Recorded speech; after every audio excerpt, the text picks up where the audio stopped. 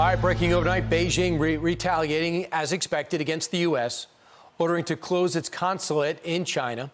The move coming just hours before the Chinese government is set to be evicted from their consulate in Houston.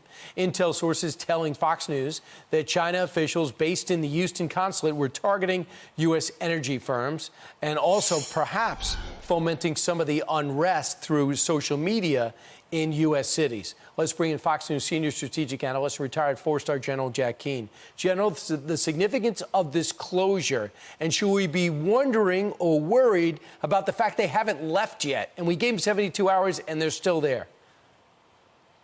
Well, they wanted to make certain they shut down. They have shut down. When they leave, they will leave, definitely. China will abide by that. I don't think we need to be concerned about it. The fact that they're retaliating by closing one of our consulates down tells you it's reciprocal. Listen, this has been coming for some time. The espionage operation inside the United States is significant, it's prolific, it's very comprehensive. The FBI director said about 10 days ago he's got about 5,000 counterintelligence operations that he's conducting, and over half of them are Chinese, and he gets a new Chinese target every 10 hours in this country. That is absolutely extraordinary. And one of the hubs for doing that, as you pointed out in the introduction, is the Houston area because of energy firms and medical research firms as well. It is a spying platform, as are all the other consulates as well. This is trying to get China's attention that we're not going to sit on our hands any longer. We're going to push back. Why don't you think they're just going to say, I'm going to wait this administration out? I think they're going to, I'll see who wins before I do anything. Well, I think our adversaries are doing that. Iran's doing that.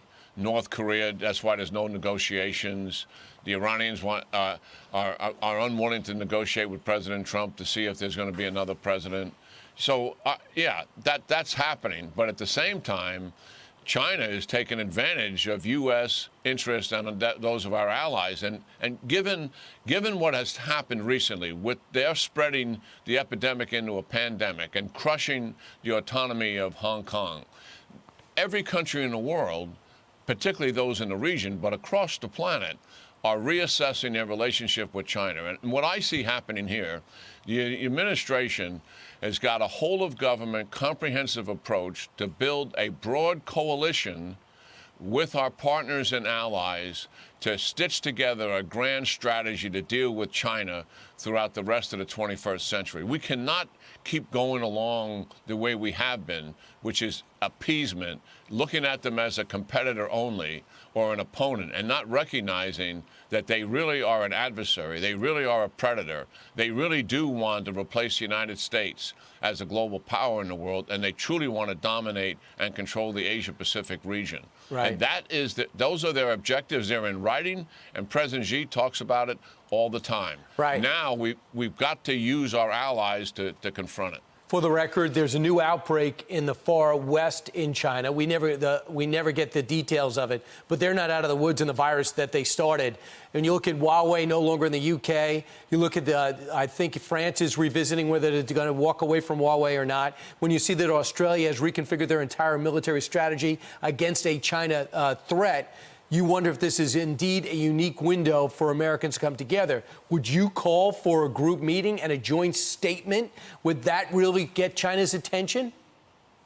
Well, I think we already have China's attention. I mean, there is bipartisan support in the Congress for all the sanctions that have been imposed against China's banks and China's officials, which is unheard of in the sanction business against another country, the degree that we're doing that.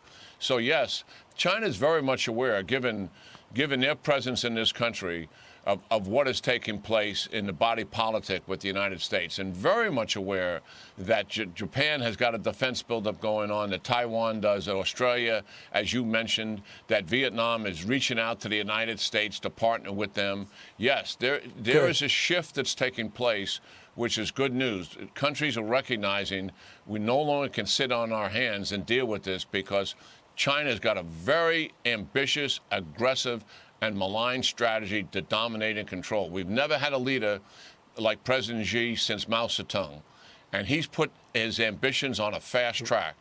And we've got to be able to stand up to it. And General, first they poisoned the world. Now they're trying to take advantage of it. And I hope we stand up to it and unite the world with us. The U.S. Space Force general revealed that the Russian satellite fired a missile into space last week. What's your reaction to that?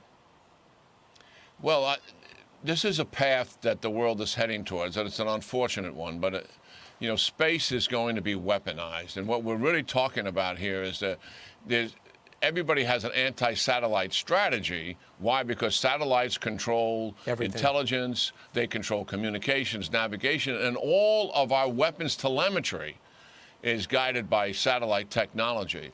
So how you take out a satellite is with a rocket, with a missile, with lasers, or with another satellite. That's what this is about.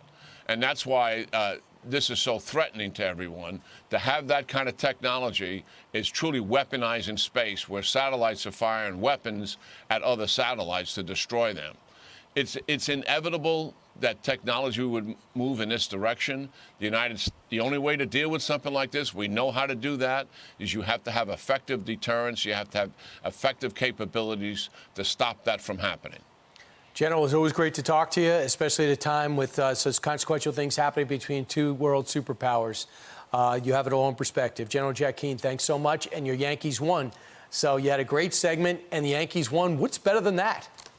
Yeah. Welcome back, baseball. Yep. And good luck to everybody's team. Yeah, Yankees 3-1 favorites go to the World Series. Thanks, General.